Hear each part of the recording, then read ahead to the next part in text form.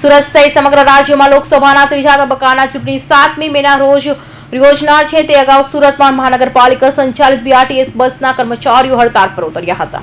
પગાર સહિતની પડતર માંગણીઓને લઈને કર્મચારીઓ હડતાળ પર ઉતર્યા હતા। કર્મચારીઓને હડતાળને લઈ મુસાફરોને હેરાનગતિનો સામનો કરવો પડી રહ્યો છે। સુરત મહાનગરપાલિકાના સંચાલિત બીઆરટીએસના કર્મચારી પાલનપુર બસ ટર્મિનલ ખાતે હડતાળ પર ઉતર્યા છે। પગાર સહિતની પડતર માંગણીઓને લઈ કર્મચારીઓ હડતાળ પર ઉતર્યા છે।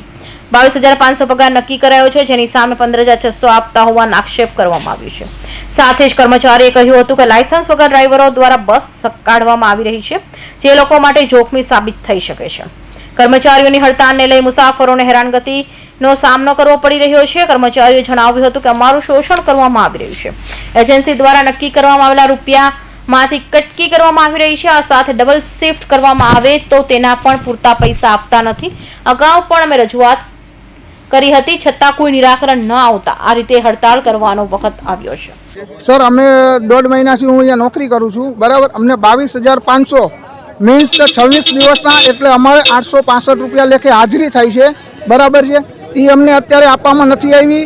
હજુ પગાર અમારો અધૂરો છે, એ નતો પૂરો કર્યો। પ્લસ અમારી માંગણી એ જ છે કે અમને 865 રૂપિયા હાજરી આપે। એ લોકોએ અમને એમ કીધું છે કે અમે 600 રૂપિયા ભરી દેશું। અમે એ સંતોષકારક નથી। પ્લસ આમાં ઘણા પરિવાર ગરીબ મધ્યમ વર્ગના છે, બરાબર। એમનું પણ એ જ કહેવું છે કે અમને પૂરતો પગાર જે વાત થઈ હતી એ આપો તમે પાછળ। અમે એમને 2-3 વાર લેખિતમાં પણ આપેલું છે। અગાઉ મહિનામાં 2-3 વાર અમે એમને લેખિતમાં આપેલું છે લેટરમાં। એ લોકોએ હોતે અમને લેટર આપ્યો છે કે ભાઈ અમે તમને આ કરી દઈશું, પણ હજુ એનું કાંઈ નિવાકરણ આવ્યું નથી। કોને રજૂઆત કરવામાં આવી છે આપણે? શ્રી ભાર્ગવ સર, વિક્રાંત સર, પછી સ્વપ્નિલ સર, મતલબ ડેપોના ટોટલ અધિકારી સાથે અમારે વાત થઈ ગયેલી છે। કેટલા લોકો અહીંયા હડતાલ પર છે? અત્યારે હડતાલમાં અમે મિનિમમ 140 થી 150 લોકો છીએ।